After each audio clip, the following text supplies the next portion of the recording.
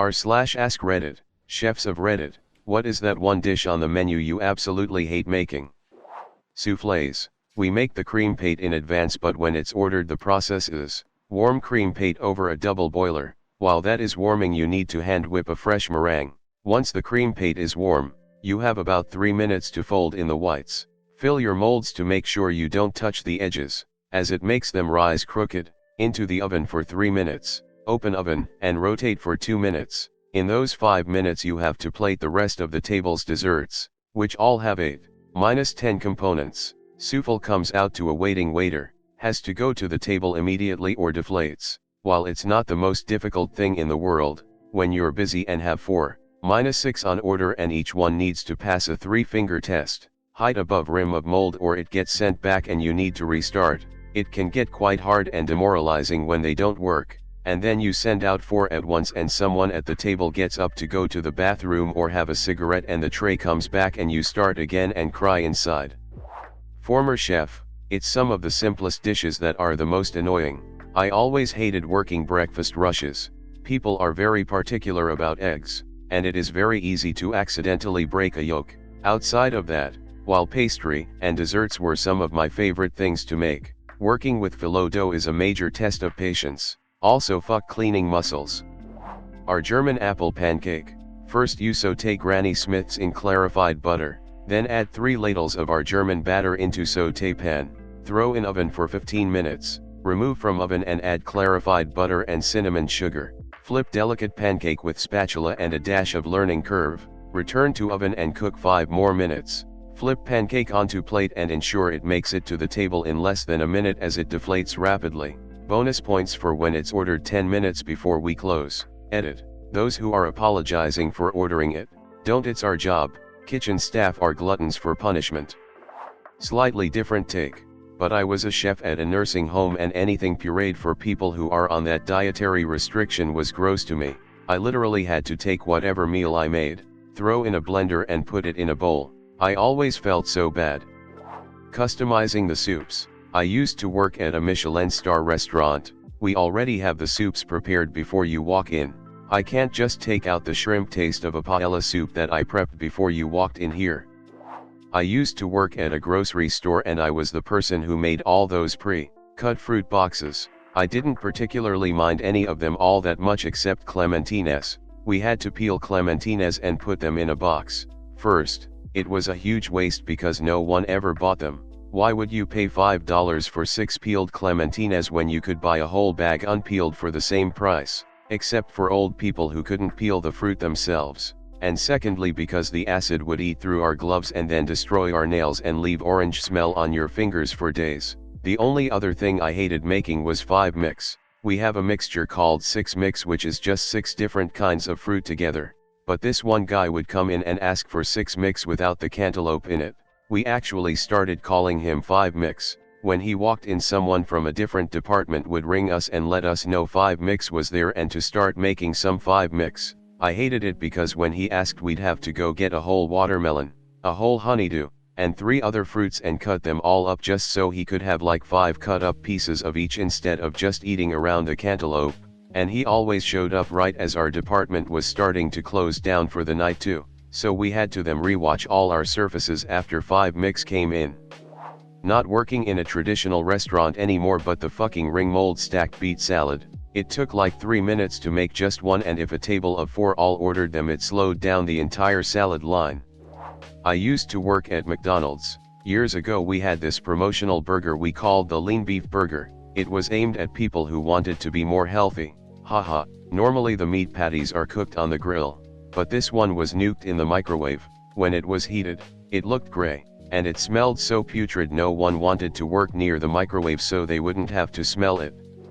Calamari. If you worked in a restaurant cleaning them and prepping them to cook you would know, they come with all kinds of crap in them and they smell terrible when spoiled raw. Never again. When someone is just big enough to be able to get away ordering off the menu. At my old job they had a thing called a fry sampler. It was 4 10-ounce fries that couldn't be cooked together and took up either half the fryer or the entire thing depending on how many were ordered at the same time. It would suck even more when people ordered more than one during a rush because they would take forever to plate. Baker here. Cinnamon buns are the majority of our business, but so fucking time intensive, and while the finished product comes out so good they take 3 days to make between dough, proofing, and baking. By the time the customer gets them warm, I swear they owe me much more than $5 a bun, lol. Exhausting. Usually depends on how the kitchen is run. If your menu is designed for your kitchen, it's no problem. If it's designed for twice the space, cooking surfaces, and cooks, it's going to run like shit, and there's gonna be multiple items that halt production. Worked in a sandwich shop for a bot in college, not fine dining by any stretch of the imagination, but a couple steps above Subway. Every time someone ordered a PB&J off the kids menu, we had to clear off both lines, change our gloves, wipe down every surface the peanut butter got close to, and wash the knife we used to cut it. Like, I get it, but having to treat peanut butter like nuclear waste in the middle of a lunch rush was never fun. Plus, the peanut butter was too thick for the bread we used for the PB&J, so the bread ended up tearing half the time. On every menu lies an item that no one ever orders, so you never really prepare for it, yet, without warning or explanation, this asshole item gets ordered right in the middle of dinner rush, completely fucking up service. Also, those dishes that have 15 steps and 20 ingredients, and that mice and places kept 2 stations down. Sautéing shrimp pretty much blows. They release a lot of water which explodes when it hits the hot oil, so you get a lot of burns. Sometimes oil hits you in the face. It sucks, but whatever, you cook the shrimp and get on with it. Pastry chef here. I hate making marshmallows, just the worst texture for touching, tasting, preparing, and cleaning. And tempering chocolate, fickle, frustrating, and expensive. I'll happily flambe you a goddamn bananas Foster if it means I don't have to make marshmallows or filled chocolates. When I was working as a waiter, we had one customer who we called the spaghetti lady. She came in 1-2 times per week for lunch. She always ordered spaghetti with sauce on the side, salad with pepperoncini and ranch on the side, Coke/no ice, breadsticks/no butter. She camped for 1.5 hours, then stiffed the tip. Lunch was always a nothing shift, so tying up 1/4 top for all of lunch killed the whole shift. Most of it was side work, but the breadsticks were a huge pain. Chain restaurants aren't really built for special orders. They break the rhythm like a car slamming on the brakes on a highway. Making crepes and boning quail for paid. Things young chefs do in training. Mind-numbing. Yeah, about those crepes, so many of you mention the finished product, filled, etc., or using a crepe maker. I'm talking about making them in a pan, in large amounts, like a big catered event where you have hours pouring and flipping. Beyond boring. Hollandaise, as much as I love eating it, it is such a hassle making it, like 20 minutes whisking. Not necessarily a dish, but for people who lie about allergens. Had one woman who was allergic to onions so didn't want any onion gravy. Went out to speak to her as it was a pretty unique allergy to have. Told her that the nut roast she ordered also contained onions. Oh, it's fine. I just don't really like onions. Can I have the gravy without onions in? So not only completely lying about an allergy, but also wasting my time during a busy service. Kinda different, but worked in a salad bar that also sold freshly made sandwiches. There was this one lactose-free vegan sandwich without sticky substance and lots of vegetables on it that always fell out of the bread. Always. It ruined the kitchen when it was busy, and we always nearly slipped on some tomatoes and shit. And no, the stuff didn't just fall out on one specific place. Every time we had to bring one to our customers, something fell out before we could wrap them up at the end for maximum freshness. Not a chef, but I worked at Subway. Whenever people wanted guacamole, we always spread it on one side of the bread before adding the rest of the veggies, but the way the counter was designed, the avocado was the last ingredient, so people would always add all their veggies and then want avocado on top. This was a nightmare to spread across the uneven veggie surface and would generally just stick in clumps. Sad face. Some vegetarian customers also wanted us to change our gloves to serve them, but every time we change gloves we have to wash our hands, which makes the gloves near impossible to wear. This would grind our whole production line to a halt while all staff members struggled to change their gloves. I mean, I'm vegetarian too, so I kinda understand, but like if you're so strict about it you want fresh gloves, then you shouldn't work at Subway because the contaminated gloves from before still went in all the veggie boxes. Female sign. The secret ingredient to our poached eggs is rage, hatred, and contempt.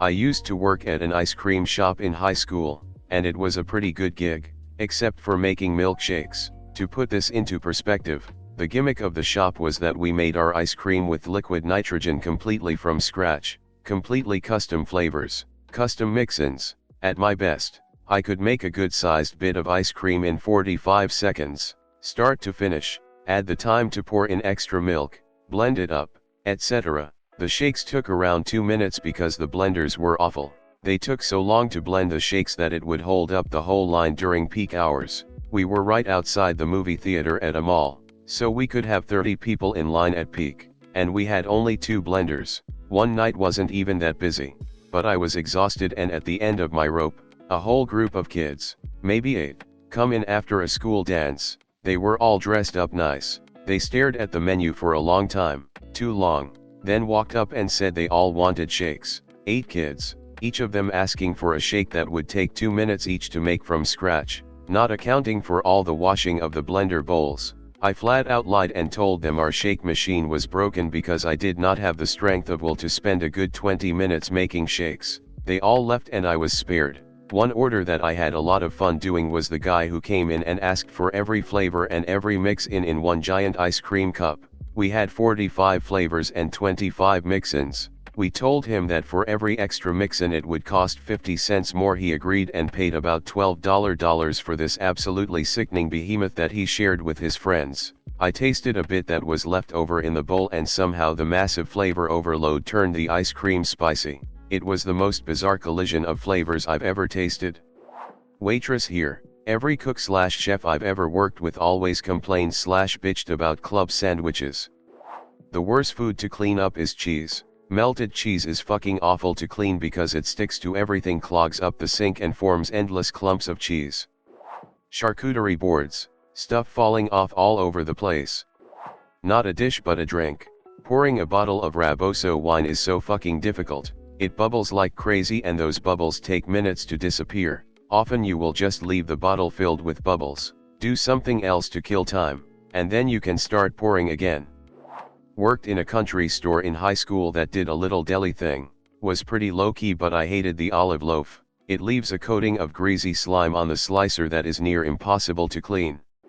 Not a chef but a butcher, and I can't even begin to express how much I loathe crap like ham salad and chicken salad. I love when new customers come in for the first time, but my heart always sinks when they say, "I heard this place has great ham salad." Sorry, but if you like ham salad it's all gonna be great.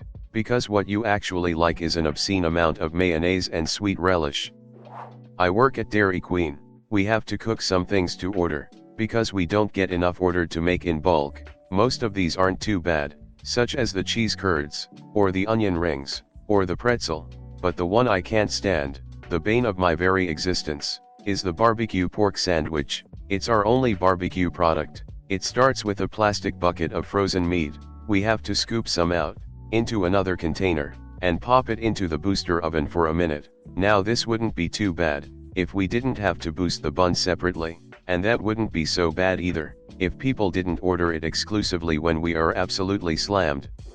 In the kitchen I'm currently working I don't have a specific dish that is annoying, more the combination of different dishes or when people want to change their order. It's the worst on the days you are alone in the kitchen. If each person in a big group orders a different dish on the menu it's gonna take some extra time to do that compared to them just having 3 different dishes. The shit show is when everyone has a specific modification to their order, and it's not all the same modification.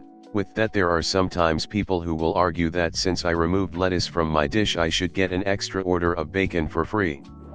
I hand make pierogi for my food truck, and they are a pain in the ass. Making 1 or 2 batches is annoying, but making enough for a commercial operation completely sucks. The dough I use doesn't have water in it, just egg and sour cream, so the gluten doesn't form into very strong bonds. That means that I can't use a pasta roller to make sheets of dough to cut into dumpling skins. I have to hand roll everything with a rolling pin, and my work surface is big enough to roll out an entire batch. Last week after making pierogi for a couple hours, I raised the price in our point of sale system by another $1 because fuck pierogi. I'm not really a chief, just a Taco Bell line cook. Think what I've got to say is relevant though. I hate making quesadillas, especially multiple in a row. First off, because of their shape they need to go in the largest bag on the bottom, meaning that if it's ordered last I have to let food pile up taking up space so that I can put it in the bag first. It requires 2 scoops of cheese, being the only item that does, taking up extra time. It then has to be melted inside a hot steam machine that's finicky and doesn't want to work sometimes. Then it is carefully removed, folded, and plopped onto the grill where the jalapeno sauce likes to leak and make a mess on the grill. After grilling it has to be slipped into a sleeve, put in an open space and cut, and finally put into the bag. Having more than one makes it harder, as there is a limited number of steam machine and grill spaces so they end up backing up and taking up space. Finding the space to cut a quesadilla when you have many items taking up space is really frustrating. People hate how expensive they are here, but I think it's justified. Thanks for reading my rant. I'm a sous chef at a small restaurant where we do a lot of organic and healthy food. We have this one salad that has about 20 ingredients in it that's a pain in my ass to make. Takes longer than almost any other dish I make and I have to run around picking up ingredients for it. I waited tables when I was in college. I absolutely hated when certain foods were ordered because I knew it was going to take a long time. One of the worst offenders was a charbroiled oyster appetizer that had butter, breadcrumbs, and cheese on top. It took about 12-15 minutes to hit the table and that is an eternity for an appetizer. Edit. The restaurant I was working in at the time usually had apps on the table in less than 10 minutes so this app was longer than most but different restaurants are going to have different appetizer timing and may take longer. I'm a chef working in a lunch cafe. I absolutely hate it when someone wants a panini, not because it would be a hassle to make one, as they're all pre-made, store-bought, but because that is exactly why I hate them. All I do is open the packet, slide the bread into the bag it's served in, pop it onto the grill for 3 minutes and serve. If I could make them myself, I probably wouldn't hate them at all. Not a chef, but when I worked for a Chinese restaurant, the chef there hated mushu anything. He always had to cut up the cabbage to order, so as a server, whenever they pissed me off at the front, I go ahead and tell the customers how great our mushu is that day, and we get practically everyone trying it. Then I would hear the kitchen people cursing everyone out, and their mother lol. When I briefly worked as a waitress in a restaurant, the chef would always scream at me when someone ordered that one meal we served. It was a type of schnitzel but in a very special dough that would burn very quickly when fried, so he had to watch it very carefully and couldn't work on anything else for a few minutes. Sorry if I butchered some words, English is not my first language. Burgers with runny eggs on top. It's not on the fucking menu and you need an extremely clean grill and spatula if you don't want them to pop. Get one in the middle of a rush and the owner wants you to make it. Rip my sanity. Not exactly a chef thing, but people who order foot-long double meatball subs on honey wheat bread at Subway. That bread tears easier than any other and it's already impossible to close the sub correctly with a regular amount of meatballs. God help you if they also want it toasted and loaded with sauce and veggies and stuff. It's virtually impossible to make one of these without getting burned or splattered. A gourmet dish that pairs 10 different kind of fishes/crustaceans with cheeses and sauces. The dish is a thin and long board that I have to cover with a plastic outline so it doesn't ruin the painted board. To fix the plastic to it I have to use black garlic paste that is so easy to smear and dirty the whole thing. When I manage that I have to put bite-sized portions of different fishes with different sauces. Sometimes it's tartar, sometimes I have to shape it differently. I have to remember to toast a little piece of bread on the top on the other side of the kitchen. Love my colleague. To dry a fresh oyster and I have to pour a tiny glass of smoked tea. It's a fucking nightmare. Chef in my own pizza restaurant. It brings me immense pleasure to serve my customers, each and every one of them. However, when someone orders something entirely veggie I have to spend time cleaning all my surfaces and equipment. Takes a bit of time, but hey. I worked as a chef for a long time. I worked in a cafe in a really sort of rich area. We had a few people who were CEOs of big companies in my city. My boss treated this one guy like royalty even though he was a slimy piece of shit. he would always make him an egg white omelette with various vegetables, something that was absolutely not on the menu. We only offered fried, scrambled, or poached eggs. One day the boss didn't work in the kitchen anymore, and lo and behold, that asshole guy came back asking for his omelette, and the manager asked me to make it. It was in the midst of a very busy rush on a Saturday. Fuck that guy, he owns Cotton On, and even though I know it doesn't impact anything, I refuse to buy from them. Worked at a kitchen after high school. Some guy orders fucking lobster on Valentine's Day, and we were this low mid-range fish and chips chain where high school kids hung out, and the most fancy thing most people ordered was probably swordfish collar. We didn't even know we had lobster in the menu. I remember the head chef swearing and actually taking out the restaurant's recipe book to see what was needed. We actually didn't have some of the ingredients, and we had to send one of the cooks out to take a cab to the next outlet a few streets down to pick up the stuff. The rest of us dug through the freezer and actually found lobster that we didn't know we had. Cooking it was pretty much referencing the recipe book all the way. On hindsight, it was hilarious. Why would you order lobster at a restaurant like this? The head chef was pissed as hell the rest of the day. Till I learned the things I love ordering make people miserable. Sad face. Here I am ordering calamari and charcuterie whenever I get the chance. The wing flight. Yeah, awesome. Try out 4 different wing flavors on 12 wings. It's only 3-4x the effort and dramatically different plating.